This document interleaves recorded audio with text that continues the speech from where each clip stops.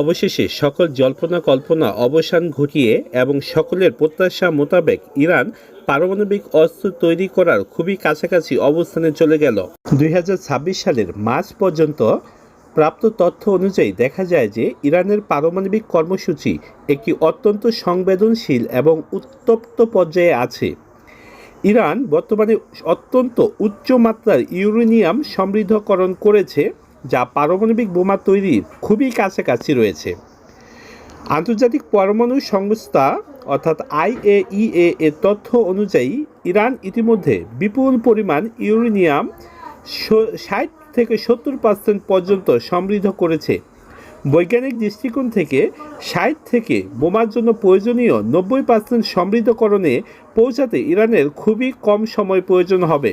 বিশেষজ্ঞরা মনে করেন যে ইরান যদি সিদ্ধান্ত নেয় তবে মাত্র 1 থেকে 2 সপ্তাহের মধ্যে একটি পারমাণবিক বোমার জন্য প্রয়োজনীয় জ্বালানি তৈরি করার সক্ষমতা ইরানের আছে।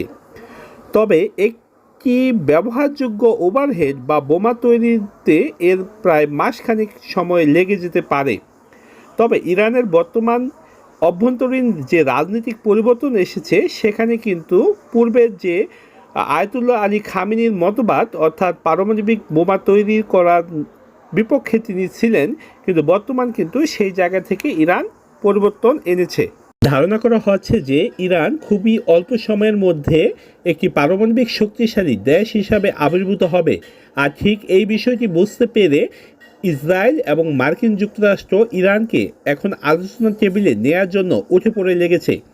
মার্কিন যুক্তরাষ্ট্র এবং ইসরায়েলের ধারণা, ইরান যদি পারমাণবিক শক্তিশালী দেশে পরিণত হয় তাহলে সমগ্র মধ্যপ্রাচ্য ইরানের অধীন এবং ইরানের কন্ট্রোলে চলে যাবে।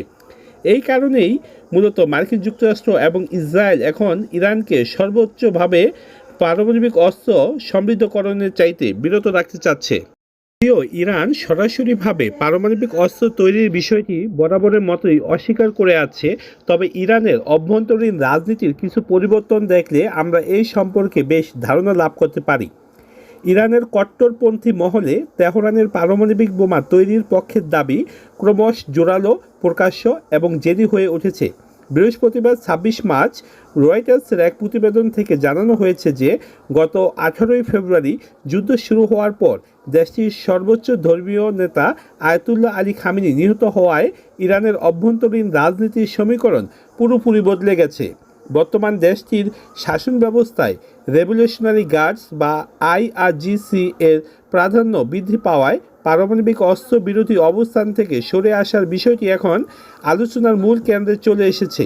ইরানের জ্যেষ্ঠ 2 সূত্রের মতে, যদিও এখনও আনুষ্ঠানিকভাবে পারমাণবিক ডক্ট্রিন বা নীতিতে কোনো পরিবর্তন ইরান আনেনি, তবে শাসন ব্যবস্থার ভিতরে প্রভাবশালী অনেক কণ্ঠস্বর এখন NPT চুক্তি থেকে বেরিয়ে আসার এবং সরাসরি পারমাণবিক বোমা তৈরির দাবি তুলেছেন।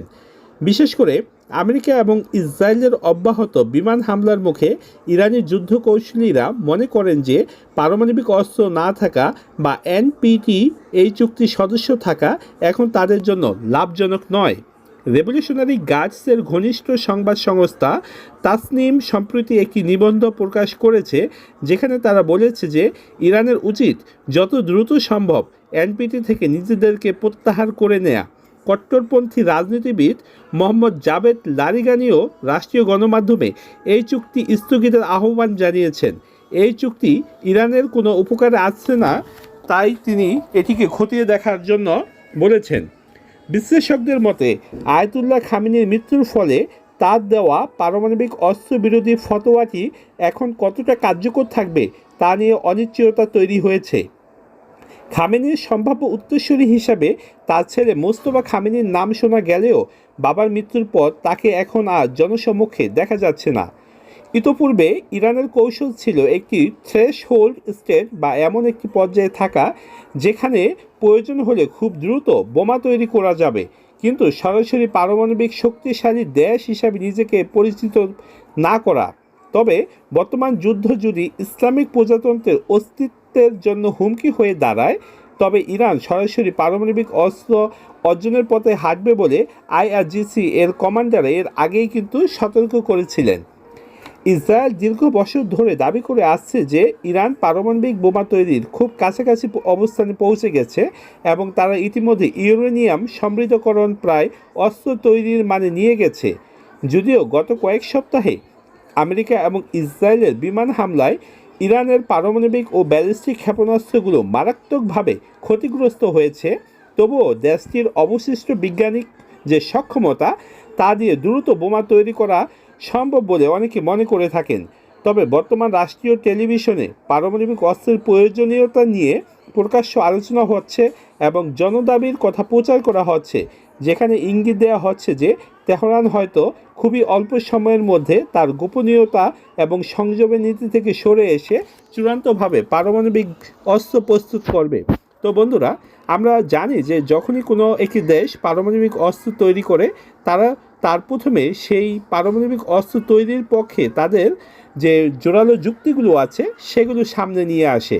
ইরান বর্তমানে তার আত্মসুরক্ষা অর্থাৎ নিজের দেশের ভৌগোলিক অখণ্ডতা রক্ষার জন্য যে যুক্তি দাঁড় করাচ্ছে সেই যুক্তি দিয়েই তারা মূলত যে পারমাণবিক অস্ত্র নিরস্ত্রকরণ যে চুক্তি এনপিটি রয়েছে সেখান থেকে বেরিয়ে এসে খুব দ্রুত সময়ের মধ্যে তারা পারমাণবিক অস্ত্র তৈরি করবে বলে আমার ধারণা। একই সাথে আপনারা ইতিমধ্যে লক্ষ্য করেছেন যে ইরান কিন্তু তার পারমাণবিক সমৃদ্ধকরণ 60 থেকে 70% উপনীত করেছে, যেটা অবশ্যই বোঝা যায় যে এখান থেকে ইরান খুব দ্রুত সময়ের মধ্যে তার পারমাণবিক অস্ত্র তৈরির কাজ সম্পূর্ণ করবে। এবং আপনারা কি মনে করেন বন্ধুরা, ইরান খুব দ্রুত সময়ের মধ্যে কি পারমাণবিক অস্ত্র সমৃদ্ধকরণ করবে নাকি এখান থেকে বিরত থাকবে? কমেন্টে জানান।